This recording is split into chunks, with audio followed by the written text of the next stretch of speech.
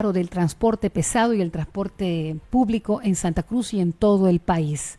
¿Cómo medimos esto? ¿Qué pensamos de esto?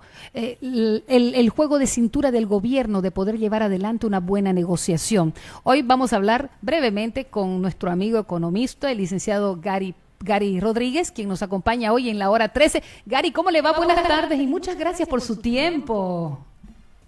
Muchas gracias por la entrevista, Samantha. Buenas tardes y buenas tardes a la audiencia de este hermoso programa. Gracias, Gary. Estoy un poquito cómico, ¿no? Un minuto, por favor. Están aquí viendo mis decibeles. Ahora sí. Gary, pandemia, crisis y lecciones aprendidas. Bueno, siempre decimos que de una crisis se puede producir una oportunidad cuando se sabe leer los acontecimientos y actuar en consecuencia. He escrito una columna que hoy día sale en el periódico El Deber bajo ese título, recordando que estamos todavía en medio de una pandemia, que la economía está en crisis, tenemos un problema de salud pública, pero también un problema de salud económica, pero hay por lo menos 3 lecciones aprendidas que ojalá que así como nosotros, también el gobierno las haya asimilado y eso nos pueda ayudar en la reactivación económica a corto plazo. Gary, y todo esto que estamos viviendo, todo esto que volvemos a vivir, digo yo, Gary, en una situación que comienza como el primer gran conflicto del gobierno al margen de la pandemia, con este paro del transporte pesado, el paro del transporte urbano también, y el poco juego aparentemente de cintura y de negociación que tiene el gobierno para encarar esta situación.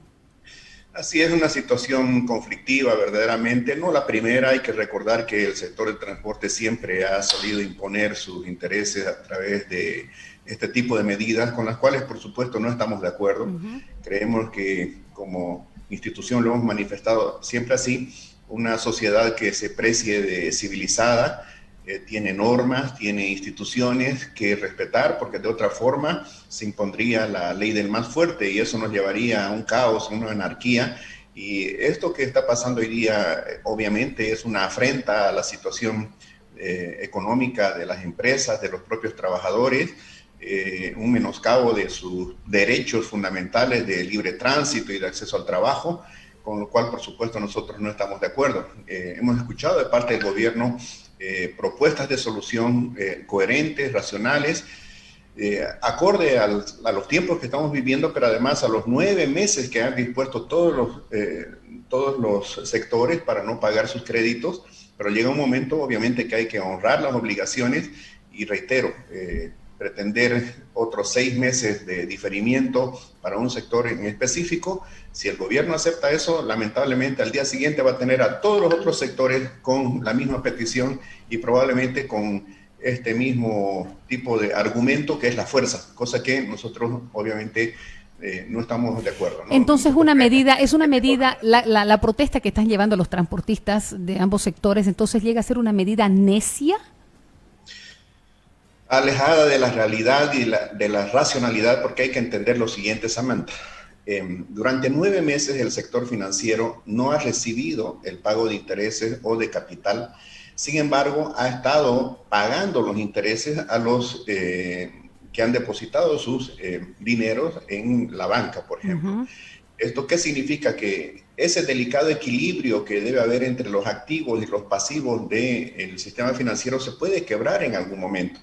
El hecho de que hayamos dispuesto de 9 meses para no honrar nuestros créditos no quiere decir que no los tengamos que pagar.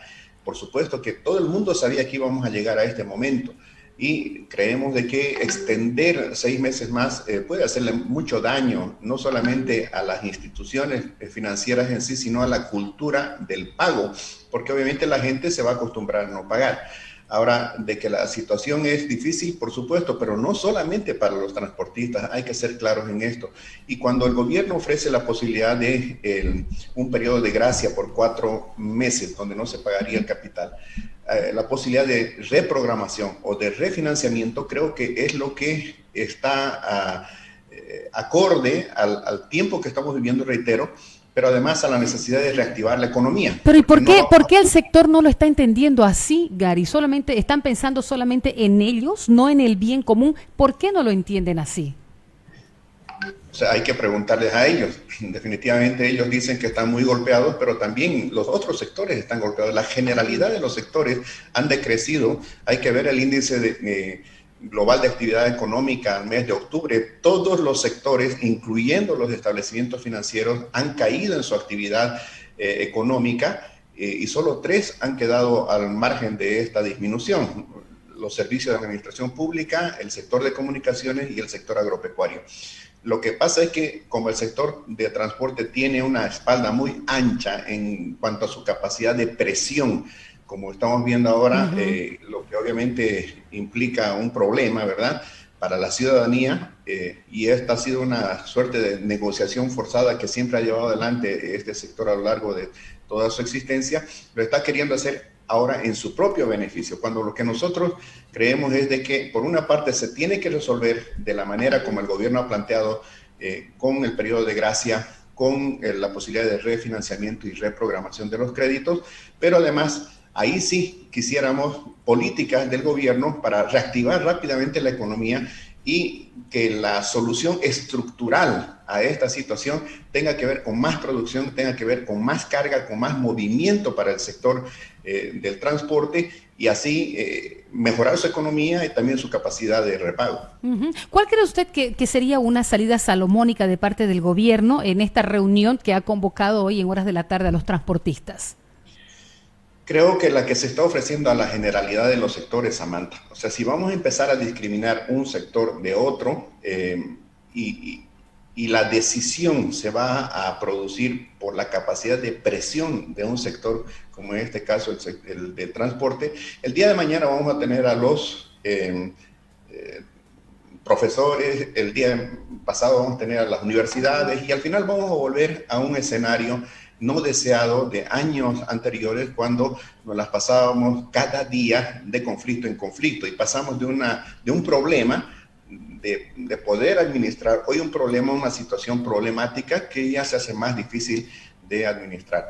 Creo que quien tiene en este caso que ir al encuentro de la solución es el sector que está provocando este conflicto, que no hace sino empeorar la situación. Reitero, cargarle 6 meses más de diferimiento del pago al sector financiero es comprometer su estabilidad, ir además contra la cultura del pago, de honrar los créditos que se han recibido, y lo que se podría hacer complementariamente a esto es algo que hemos pedido al gobierno, y es de que hayan créditos con tasas muy bajas de interés. Voy a poner el caso del decreto 4424, que ha emitido el gobierno hace poco para efectos de sustitución de importaciones, con una tasa de interés del 0,5% y a un plazo de 15 años. Con esta inyección de capital para el sector de transporte, sector agropecuario, sector forestal, etcétera, podemos mover muy rápidamente la economía y no caemos en el error de patear la pelota, patear el problema para más adelante, sin dar una solución, reitero, estructural al problema. La solución es invertir más, es producir más, mover más la economía. Bueno, a propósito de economía, ¿me puede contar usted y nos puede contar, Gary? Yo sé que usted está con el tiempo medido y hemos tenido un pacto de eso. Por favor, Gary, las 3 lecciones aprendidas en este tiempo difícil. En este tiempo difícil, Samantha, la generalidad de los sectores, decía, han tenido unas caídas brutales en términos de actividad económica. De acuerdo al índice global de actividad económica al mes de octubre, por ejemplo, el sector de la minería ha caído 33%, la construcción 32%, transporte ha caído 18%, servicios no básicos 15%, la industria manufacturera ha disminuido 11% su actividad, el comercio 9%, los servicios básicos como electricidad, agua y gas 5%, el sector de hidrocarburos 5%, y los establecimientos financieros casi 4%. Solamente 3 sectores, decía y repito, han crecido hasta el mes de octubre comparativamente en términos de quantum, en términos de producción física de bienes o de servicios, y serían los servicios de la administración pública, que creció 1,6%, comunicaciones, que creció 5,6% porque la gente ha utilizado más Internet para efectos de el teletrabajo y también la educación virtual. Y esta es la lección aprendida. La agropecuaria ha crecido 2,14%. Incluso el primer semestre, en términos de PIB, había crecido casi 2% la agropecuaria. Entonces, la primera lección aprendida tiene que ver con el tipo de sectores que sustentan a la economía.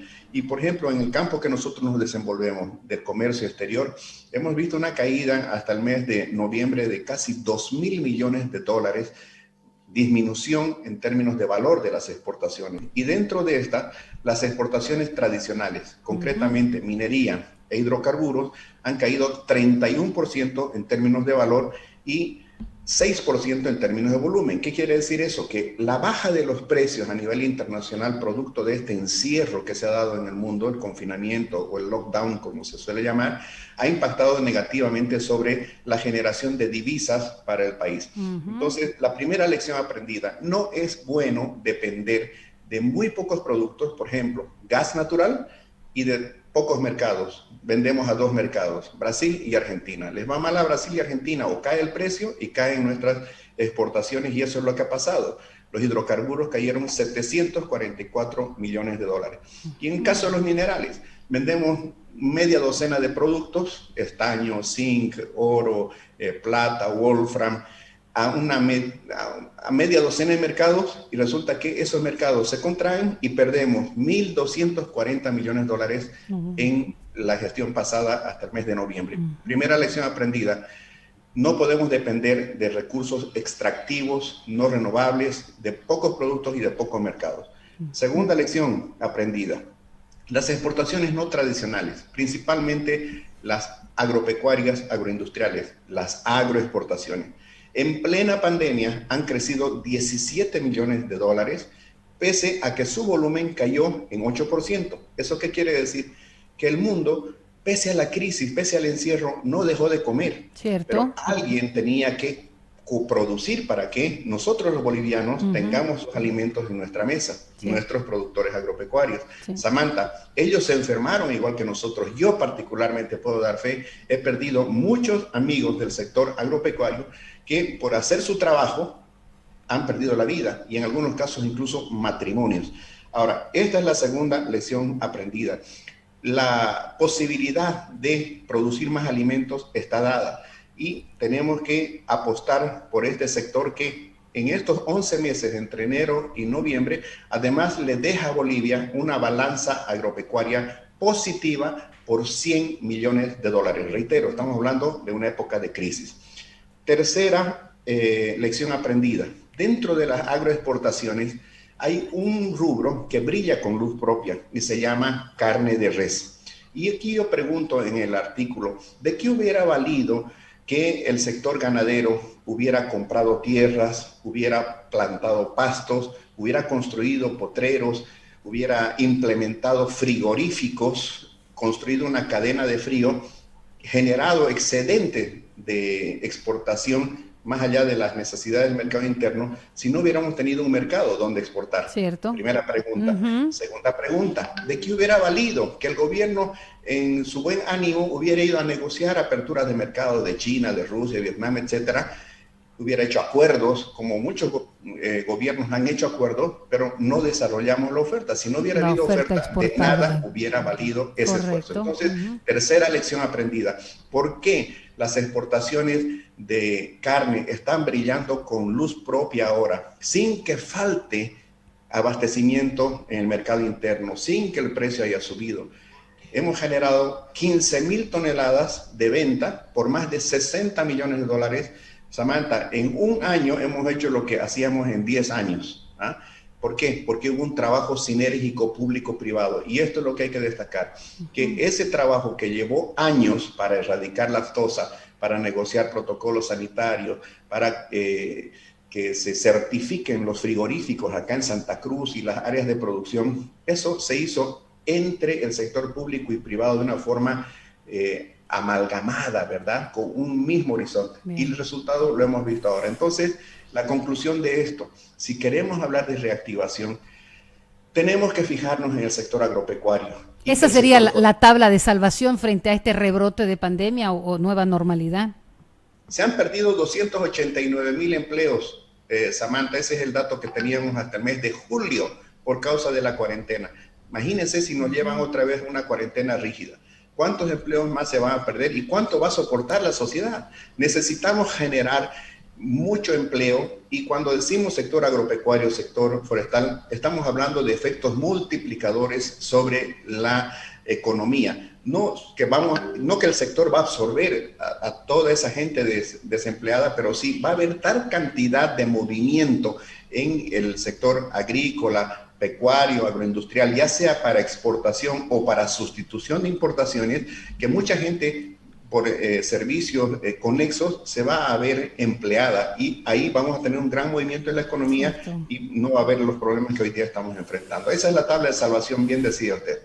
Gary Rodríguez, gracias por su tiempo, gracias por acompañarnos con este análisis. Hay 3 lecciones aprendidas y si no, para aprenderlas. Gracias, muy buenas tardes. Ojalá que la hayamos aprendido por el bien de todos, Samantha. Muchas gracias por la entrevista, un abrazo y bendiciones para todos. Gary, póngase usted también a buen recaudo, ¿no? Ya saben, ¿no? El barbijo siempre, lavado de manos, alcohol en manos, ¿no? Distanciamiento social. Me imagino que ahí está, usted debe estar súper equipado. Así es, hay que predicar con el ejemplo. Es cierto, y eso lo sabe usted muy bien. Gracias, don Gary, muy amable. Buenas tardes. Bendiciones, hasta luego. Era Gary Rodríguez precisamente hablándonos de esto que estamos viviendo ahora y nuestra tabla de salvación.